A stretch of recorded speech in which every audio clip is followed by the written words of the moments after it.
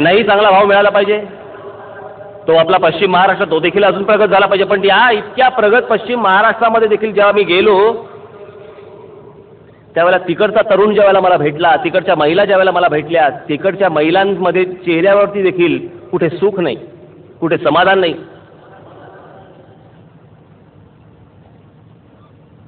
हे समाधान परत आणण्याचा मी प्रयत्न करणार आहे. आज माझ्या पक्षामध्ये काम करताना मला कल्पना आहे ना, तुम्ही सगळे जे समोर बसलेले आहात ना, हा आतापर्यंतचा अनुभव माझ्या पण डोळ्यासमोर आहेच की. झेंडा घेऊन एखाद्या पुढाऱ्याच्या मागे फिरायचं, घोषणा द्यायच्या, दिवस रात्र एक करायचा, घरी गेल्यावर काय शिव्या पडतात हे देखील मला माहिती आहे. आलं कार्ट दिवसभर उकिरड हुंगून, काम ना धंदा, नोकरी नाही, पैसे कमवायला नको, नुसतं त्या पुढाऱ्याच्या मागे हिंडायला पाहिजे झेंडा घेऊन, आणि रात्री येईल गिळायला परत. आजपर्यंत हेच ऐकत आलो ना.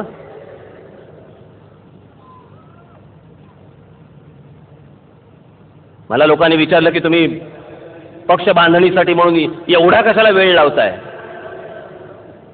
काय तमाशाचा फड काढत होतो?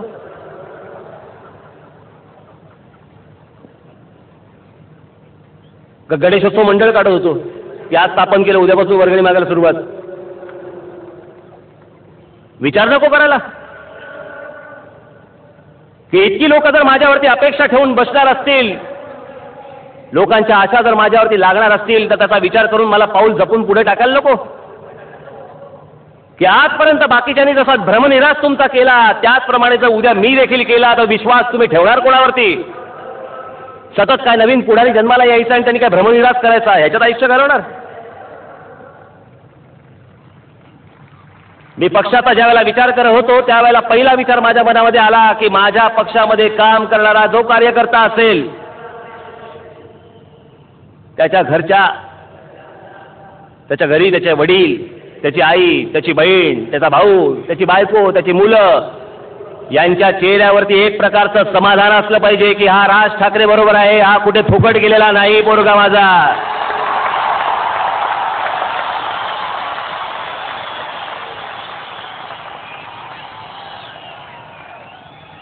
जर इतक्या प्रकारचा विचार करून जर मी पुढचं पाऊल हळूहळू जरी टाकत असेल तर काही चुकलं माझं? काही इतरांसारखेच नुसते स्टंट करत बसू? लोक विचारतात मला मराठी माणसाचं काय करणार का? हा झेंडा घेतल्यावर ते सुटलं? मराठी माणसाचा महाराष्ट्रामध्ये उत्कर्ष होणार म्हणजे होणार. अहो पण मराठी माणसाचा उत्कर्ष म्हणजे गुजराताच्या कानपटीत नाही होऊ शकत, गुजराती माणसाच्या कानपटीत नाही होऊ शकत, मारवाडी माणसाच्या कानपटीत नाही होऊ शकत. आता ह्या माझ्या वाक्यावरती मला अनेक लोक विचारणार आहेत, मग मागचं ते रेल्वे आंदोलनाचं काय होतं? आजही मी तुम्हाला सांगतो की ते जे आंदोलन होतं, ज्यावेळेला आमची मंडळी ज्यावेळेला त्या रेल्वेच्या ऑफिसमध्ये गेली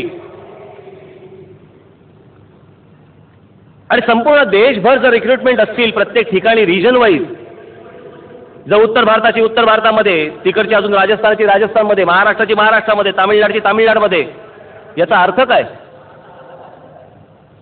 याचा अर्थ जर इथे करणार असतील तर इकडच्या या प्रांतातल्या लोकांना इथे नोकऱ्या मिळाल्या पाहिजेत, याचा असा त्याचा अर्थ होतो.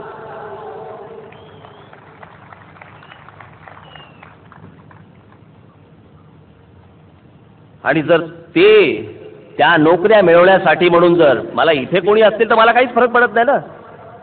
वर्षानुवर्षे इथे राहणारे कोणी बिहारी असतील, उत्तर भारतीय असतील, मी कधी बोललो त्यांना?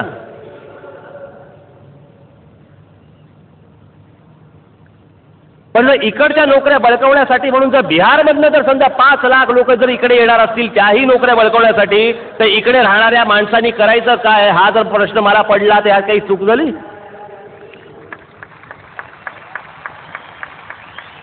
यात कसली आली चूक?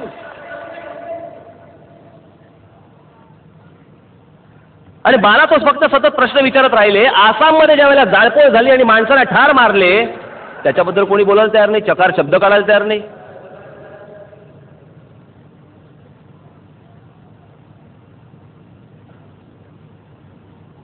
आज अनेक लोक इथे राहतात, अनेक जाती धर्माचे लोक इथे राहतात. माझे त्यातले अनेक जाती धर्माचे माझे पण मित्र आहेत. मूळ उद्देशापासून बाजूला हटत नाही. पण मी हा माझा महाराष्ट्र मोठा झाला पाहिजे. या माझ्या महाराष्ट्रामधल्या शेतकऱ्याला एक प्रतिष्ठा प्राप्त झाली पाहिजे. शेतीसारखा विषय, जोपर्यंत शेती या विषयाला ग्लॅमर येत नाही तोपर्यंत शेती हा विषय मोठाच होणार नाही. भविष्यामध्ये मला या महाराष्ट्रामधला जो शेतकरी आहे तो जीन्स आणि टी शर्ट घालून ट्रॅक्टरवरती बसलेला मला बघायचा आहे. त्याच वेळेला ही शेती मोठी होणार.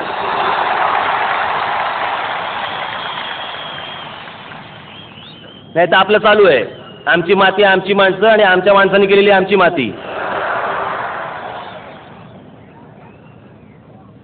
कोण आकर्षित होईल?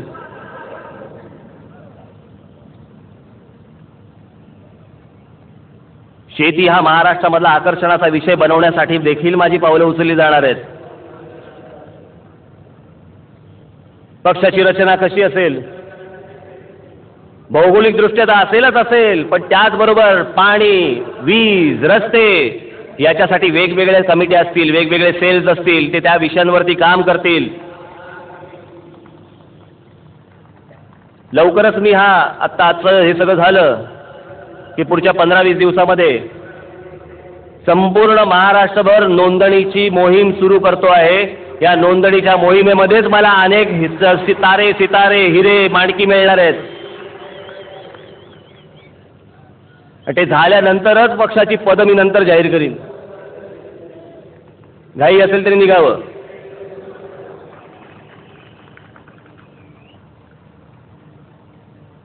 मी आपला काय फार वेळ घेत नाही,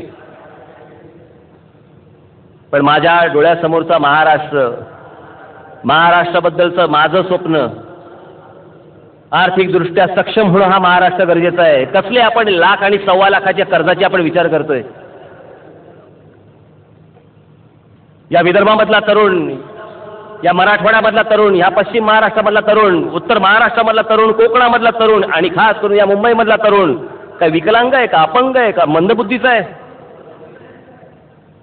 ही कसली लाख आणि 1.25 लाखाची आपण कर्ज घेऊन बसलो? या महाराष्ट्रामध्ये इतकी ताकद आहे, उद्या 10 लाख कोटीचं जरी कर्ज आपण काढलं तरी द्यायची आपली क्षमता आहे, हे विसरू नका. अनेकांना असं वाटेल हा काय बोलतोय बावळटासारखं, ह्याला काय अंकगणित तरी कळतं का, ह्याला अर्थकारण तरी कळतं का? असे अनेक जण म्हणतील. पण मी आज या सगळ्या विषयांवरती मी तज्ज्ञांशी बोलतोय की हे काय करता येईल. कापूस तिकडे पिकतो, सूतगिरण्या भलतीकडे. ऊस इकडे पिकतो तर विदर्भामध्ये साखर कारखाने. कशाचा कशाला सांग पत्ता नाही. हे सगळं बदलून टाकण्यासाठी, हे सगळं ढवळून काढण्यासाठी, तुमच्यामधले चीड निर्माण करण्यासाठी आज मला सांगा, जो करदाता आहे त्या करदात्याला नक्की काय मिळत आहे? तुम्ही फक्त कर भरताय, पण सरकार आणि करदाता याच्यामध्ये एक प्रकारचं ॲग्रीमेंट असतं. ॲग्रीमेंट कसलं असतं की मी कर भरीन, तुम्ही मला ह्या सगळ्या गोष्टी द्या. मला नेहमी एक बारीकसा विचार नेहमी पहिला मनामध्ये येतो की एखादं घर, एखादी महिला ज्यावेळेला तिचा मुलगा ज्यावेळेला संध्याकाळी शाळेमधनं घरी येत असेल, तो आल्यानंतर त्या महिलेला पडत असलेला पहिला प्रश्न असेल की मी याला संध्याकाळी खेळायला बाहेर कुठे घेऊन जाऊ, ह्याला मी फिरायला बाहेर कुठे घेऊन जाऊ, ह्याला मी काय दाखवू, कोणत्या प्रकारचे संस्कार देऊ.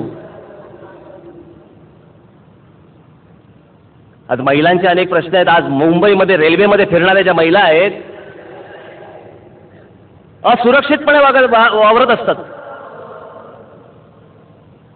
आज इथे अनेक महिला इथे जमलेल्या आहेत. आज खास करून मी आपल्याला सांगतो, ह्याच्यावरती देखील योजना आखली जाते की मुंबईच्या रेल्वेमधनं प्रवास करणाऱ्या ज्या महिला आहेत, इतरही महिला आहेतच, पण खास करून रेल्वेतल्या, त्यांच्या संरक्षणासाठी देखील मी संपूर्ण मुंबईभर एक फळी उभी करतोय. कोण हात लावतो बघतो.